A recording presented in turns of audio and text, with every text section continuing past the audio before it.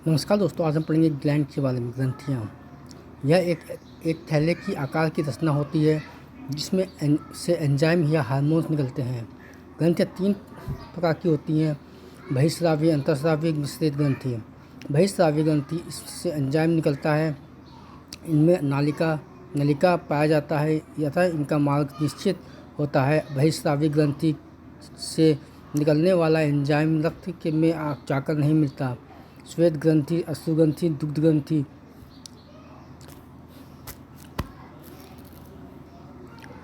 अंतःस्रावी ग्रंथि, endocrine gland, इससे hormones निकलता है। इसमें नलिका नहीं होती है अतः इनका मार्ग निश्चित नहीं रहता है।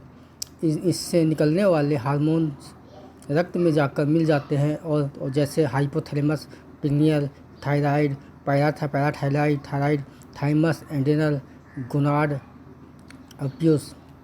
हाइपोथैलेमस यह अंतःस्रावी ग्रंथियों को हार्मोन स्रावित करने के लिए उत्तेजित करता है।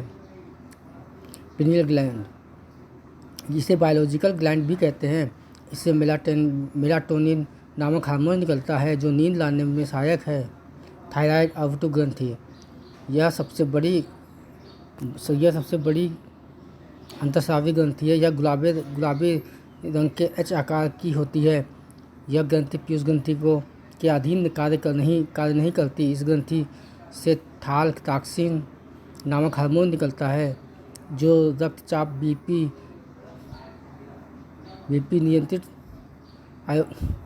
आयोडीन की कमी बीपी को नियंत्रित करता है तथा आयोडीन की कमी के कारण यह ग्रंथि फूल जाती है, जिससे बीमारी को घेंगा गौटा कहते हैं। पैराथायराइड पाराओटू, यह ग्रंथि रक्त में कैल्शियम तथा फास्फोरस की मात्रा को नियंत्रित करती है।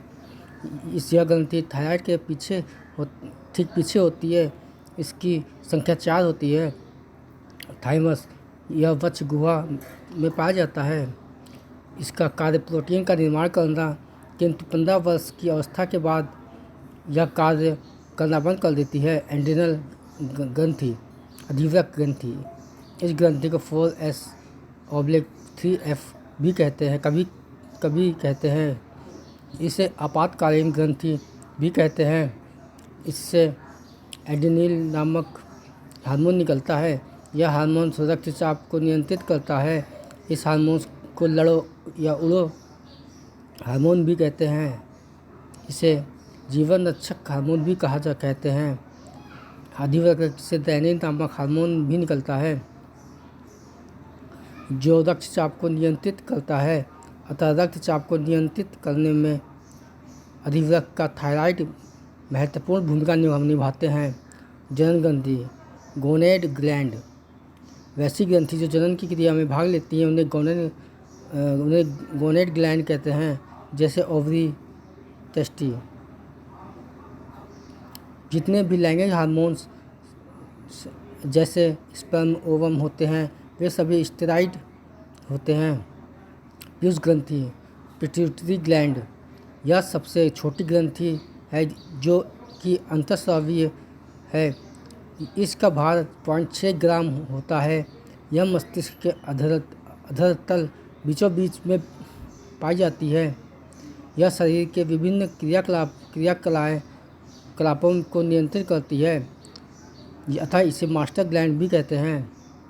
थायराइड ग्रंथि पीयूष ग्रंथि के नियंत्रण में नहीं रहती है।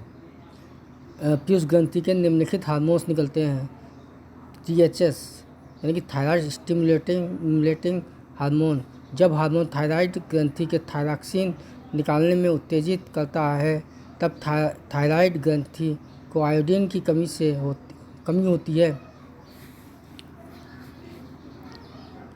तो यह थायरॉक्सिन नहीं बनाता। सीधी सी बात है, जब THS यानी कि इसमें थायराइड हार्मोन्स तभी बनाएगा, जब ये थायरॉक्सिन हार्मोन्स तभी बनाएगा जब इसमें थायरॉक्सिन निकलने में उत्तेजित करता है, जब ग्रंथि में आयोडीन भरपूर मात्रा में होती है। जब आयोडीन नहीं रहेगा तो इससे थायरॉक्सिन नहीं बनता है और बीमारी घेंगा कहलाती है। जो बीमारी होती है उसे घेंगा कहते हैं। STH, यह वृद्धि को नियंत्रित करता है। इसकी कमी से बौनापन, जब अधिकता से व्यक्ति अत्यधिक लंबा हो जाता है। STH यानी कि इसकी कमी से मनुष्य लंबा या तो बौना हो जाता है। LTH यह ऑक्सीटोसिन हार्मोन्स के साथ मिलकर दूध के स्राव में सहायक होता है।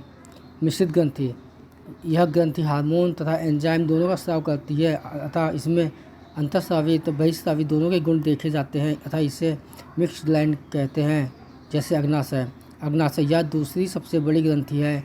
यह एक मिश्रित ग्रंथि है। इसमें पूर्ण पाचक एंजाइम निकलते हैं। लाइट अग्नाशय का ही एक भाग लैंगरहांस की दीपिका होता है। इसमें 3 प्रकार की कोशिकाएं पाई जाती हैं, अल्फा बीटा गामा। अल्फा कोशिका इसमें ग्लूकेगान निकलता है जो शरीर में ग्लूकोज के स्तर को बढ़ाती है। यह ग्लाइकोजन को पुनः ग्लूकोज में बदल देता है। बीटा कोशिका इससे इंसुलिन निकलता है जो शरीर में ग्लूकोज की मात्रा को कम करता है। इंसुलिन हार्मोन्स होता है जो कि प्रोटीन का बना होता है अतः इंसुलिन एक प्रोटीन है। इंसुलिन में जिंक यानी कि जस्ता पाया जाता है। इंसुलिन जल में घुलनशील है। इंसुलिन की कमी के कारण शरीर को ग्लूकोज का स्तर बढ़ जाता है जिसमें मधुमेह या शुगर बीमारी हो जाती है। गामा कोशिका इससे सोमेटेस्टेरोन निकलता है जो भोजन का स्वांगीकरण के लिए आवश्यक होती है। यकृत यह सबसे बड़ी ग्रंथि है जो बहिःस्रावी है। यह कभी कभी मिश्रित ग्रंथि की तरह व्यवहार करती है। यह उदर गुहा में दाहिनी ओर पाई जाती है। यह फाइब्रिनोजेन तथा हेपेरिन का संश्लेषण करती है यानी कि निर्माण करती है। यह कार्बोहाइड्रेट तथा प्रोटीन का उपचय तोड़फोड़ करती है। जो विटामिन वसा में घुलनशील रहते हैं वे यकृत में जाकर संचित रहते हैं। जैसे विटामिन ए, विटामिन डी। यकृत अपनी क्षतिग्रस्त कोशिकाओं का स्वतः ही पुनः निर्माण कर लेता है। शरीर में सर्वाधिक कोलेस्ट्रॉल यकृत में पाया जाता है। यकृत में बिलिरुबिन नामक द्रव पाया जाता है जिसकी अधिकता से पीलिया हो जाता है। यकृत अमोनिया को यूरिया में बदल देता है। यकृत ग्लूकोज के ग्लाइकोजन में बदल देता है अतः यकृत के निष्क्रिय या खराब हो जाने पर शरीर में ग्लूकोज की मात्रा बढ़ जाएगी। यकृत कार्बोहाइड्रेट वसा कोलेस्ट्रॉल में बदलता है। कोलेस्ट्रॉल रासायनिक रूप से स्टेरॉइड होता है। भोजन में जहर देकर मारे गए व्यक्ति की मृत्यु के कारण का जांच करने के लिए यकृत की जांच की जाती है। भ्रूण अवस्था में RBC का निर्माण यकृत के मेसिडोर्म कोशिका में होता है। धन्यवाद।